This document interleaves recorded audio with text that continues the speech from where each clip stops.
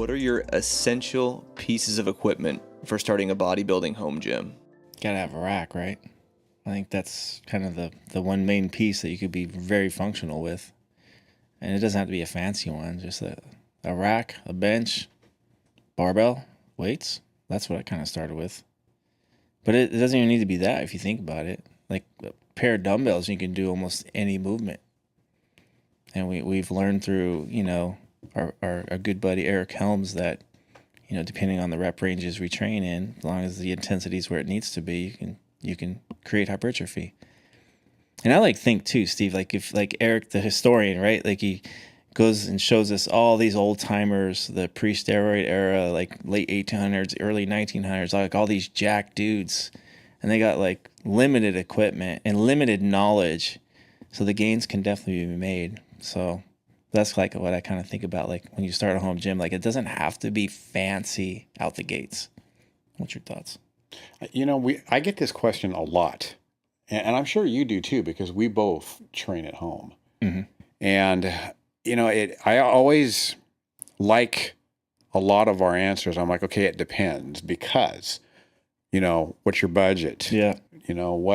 What's how your much level? space do you have? How much space do you have? Exactly. All that is important context. But, I think if we're thinking minimalist, I don't have a lot of space, I don't have a lot of money, and I am just basically, they said, starting their bodybuilding journey, I'll tell them a lot of times, I'm like, let's just get a variety of dumbbells, or if you've got the money, adjustable dumbbells, and then get a utility bench, preferably something that is adjustable. Right. But it doesn't have to be, And that you could spend 6 months with that, just developing the skill of lifting and training certain body parts, just using dumbbells and a utility bench, right? And so that's one way that I answer that question when I get asked that. That's space saving and low budget. Yes. Now, like you said, if you have the budget for it and you have the space for it, let's hold off on the dumbbells and let's get the rack and the barbell. Because if we got the rack and the barbell and the weights, now we've got a little bit more variety. We've got a little bit more you have appropriate loading. Let's get you have more loading capabilities at that point. Exactly. Yeah. And really, that's kind of a setup that's probably a little bit more ideal with somebody that has had some years of training in them already. And we do need to appropriately load so that we get the effort that we need. But yeah, I've even had folks like the COVID era when gyms were closed. We had to get really creative, Some people. I told everybody. I remember when it hit, I sent a mass email to all my athletes, and I said, "Get yourself a pair of adjustable dumbbells, and a weight vest, and a bench." Yeah. Because if you have that, then like I say, you can hit almost every angle, Mm-hmm. every exercise pattern you can do with dumbbells and a weight vest or what have you. And having a bench. Yeah. It might not be pleasant on some exercises, split squats. Everybody hated split squats. Everybody was doing split squats. But it's better than the alternative, which is not training at all. So yeah, exactly. So but when I started my home gym, it was just the rack. I had the barbell and the bench. And I must have trained with that for probably the first 6 months to a year. And then I added adjustable dumbbells to it. The guy gave me a lot of versatility, and it was space saving. Because my first home gym, it was 9 feet by 11.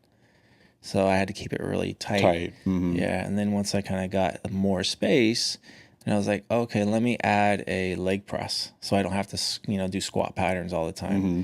And then it was let me get a seated, leg extension, leg curl, a row machine, things like that. Started adding pieces, not because it's essential. Mm-hmm. It was more just because it added more variety and I have more, flexibility to do things. Yeah. More practicality is probably a good word to use. Because the way that I went about doing it is very similar to yours. I got the rack given to me, and I had a couple of dumbbells, But a lot of times they'll get a very simple rack. They might just get, the stands just to start with, Yeah. And if they've got the stands, and they've got like a utility bench, they can basically they can squat, they can bench, they can row, they can military press, And so if you're kind of thinking, okay, let's start with that as kind of the foundation. I kind of feel like the next thing that you want to try to get is some way of being able to do a vertical pull down. So if you can do pull-ups, a pull-up bar is going to be kind of maybe the next thing that you go to, or having a way of doing pull-ups and chin-ups and things like that. And then you're pretty complete, and you can start thinking about doing things like we talked about, getting dumbbells, changing up your exercises a little bit more, having that more repertoire, and being able to do have the variety that you want. And you get creative too. Oh, for like sure. When you're limited, you kind of get creative. You find different ways to incorporate, different exercises. But I think what's important too is that even if you're on a limited budget, don't settle for like super cheap equipment, because it's going to end up breaking and you're going to end up spending more money later. So it's like, I'd rather just like save a little, like wait and save a little money and then buy something with a little bit better quality. Because the way I kind of look at it too is like, I've been in a home gym now since 2004, 18 years, and you factor in gym memberships, gas to and from the gym, and then you factor in the time I'm saving, by not driving and all that. Like it's probably the best investment I've made as far as like investing in like a home gym. Yeah. So it doesn't have to be elaborate, but I think it's like whatever your budget is, I would definitely look for like the best quality, and that's just researching, because I get that question a lot too, Brad. It's like, what should I get? It's like, do some research, what, as far as like what your gym space is, what your budget is, like we talked about earlier. I've had some athletes that had a pretty elaborate budget for home gyms, and I'm like, I have no idea, because I've never really had to start? I never really didn't. I never had any an unlimited budget. Yeah, like I don't have that luxury. Yeah. So. I was thinking about it because like just going through COVID, like I trained at home and a lot of my clients trained at home, and you mentioned the vertical pulls. And I know your rack has a pulley. Yeah, it has a vertical you pulley. have a vertical pulley as well. So it's like if somebody, since it's kind of like, it sounds like they don't have a home gym, but they'd like to build one. Do you guys like your vertical pulleys that are built into the racks? Would you recommend racks that have a built-in vertical pulley like that? Is it worth it, or are they kind of jank and they don't really work that well? Well, I've been on YouTube and I've seen like, people go down to Home Depot or Lowe's and they, buy those little pulleys and they rig it up to their racks. And to me, it kind of looks janky. So I would definitely prefer it to be on my rack. And I've had my rack like 18 years now, and the cables they haven't broke or frayed or anything like that. So, I mean, but I've had a couple of athletes that have had like they created their own pulley systems, and they even kind of said it's like it's okay, gets the job done. So I mean, if that's all you have, though, you make do of it. Yeah, because the hard part with because they even have those kind of makeshift ones that you can buy and hook it to your barbell in the very top. Yeah, that's what I'm talking about. Like I've seen people go to Home Depot, Lowe's, get some parts, and they do it themselves. Exactly. And it works, but you have to do it really, really light. You have to have really lightweight, do a lot of repetitions with it. And so you can't get too aggressive with it. But Steve, to answer your question, again, it's just all about budget. If you've got the budget for it, absolutely get that rack that's got the built-in pull down pulley and the low one, because a lot of times it's both. You don't just get one or the other. Get that in there.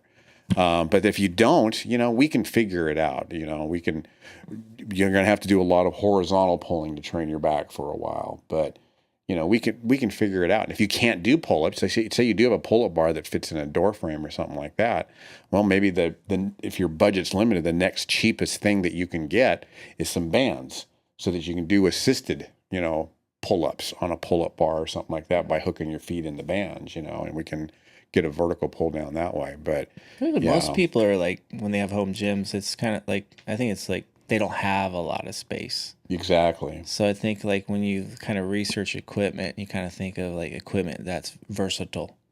I'm not sure what Eric has. I can't remember the name of the equipment system, but it's like you can do a plethora of exercises on that Exactly. thing, Yeah. and it doesn't take up a lot of space. So it's like, think of like efficiency. You know, you want to try to save space, you know, and try to get a lot of bang for your buck as far as variety. Yeah, because his has the pulleys as well, right? The high and the low pulleys. And they move. Yeah, you can bring the top one down and then the bottom one up, and they swing in, they swing out. Yeah, yeah. And you're right, Jeff. It doesn't take up a whole lot of space, but at the same time, some people don't have that kind of a budget. So that's all the things that I take into consideration as well. I've trained with a 5-gallon water jug. And it was effective. We all remember that. Went on vacation and I used a 5-gallon water jug. So I just, like, if I'm curling, okay, I'm only going to fill it up maybe a third of the way. If I'm doing overhead press, maybe I can do it half of the way. If I'm doing split squats, I'm going to fill it almost all the way.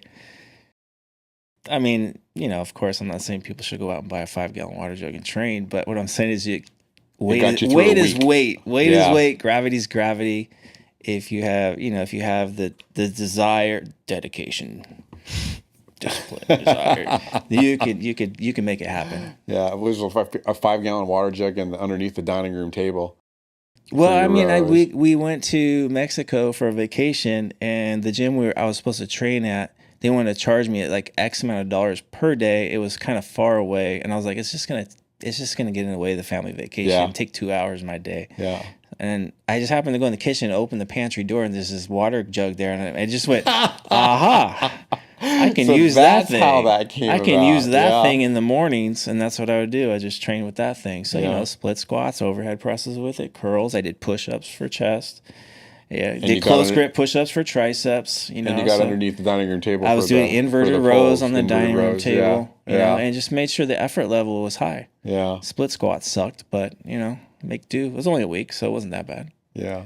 I didn't lose muscle. That was good. Yeah. Okay, last one. So you're saying a rack could work, some good dumbbells could work, some pulleys, or a pull-up bar. Anything else for those who have the budget? If you had to add one other piece of equipment to a home gym, anything else that? Like, personally, I really wanted like either a leg press or a hack squat or a combination of the two, and that's why I bought the combo that I did as far as a leg press hack squat, because it's just like, for me, like getting under a squat bar, you know, or, you know, I have a Smith machine combo, like getting under that and just doing the squatting patterns was starting to beat me up a little bit too much. So just having that like really kind of helped as far as my hips, my low back. So it just gave me more options. Yeah. Yeah, and that's I've thought a lot about what I would get, you know, as the next edition of my gym. And really it will ultimately boil down to what is it that I need the most. And like you, I kind of fear the same thing. Am I always going to be able to squat?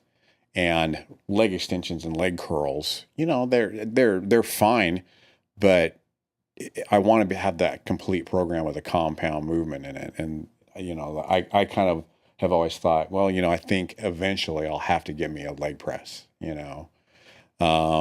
But yeah, that's a hard question, because it just depends on your needs, you know. So What about you, Steve? Home gym? Yeah, you got the barbell, you got the squat rack, you got the bench, you got some dumbbells, you got the kind of like the quote unquote like the basics, right? But what's that one piece of equipment that you're just like, okay, I have to have this to make my training like feel really good? What is it? The ab wheel? That's a great question. The shake weight. I don't know. I mean, really, like, the dumbbells would get me far, but it'd be weird. But I honestly might say a calf raise. It would probably be, if I was actually no. It would be a leg press, because that feels way better for me than a squat. But I didn't want to say the same answer, so it's like it'd be a leg press. But if not that, but it'd be a leg press, because I could do calf. You could do calves on the leg press. Yeah. Exactly. So that's what I was thinking. Press. Cool. So the shake weight, got it. Yep. Okay.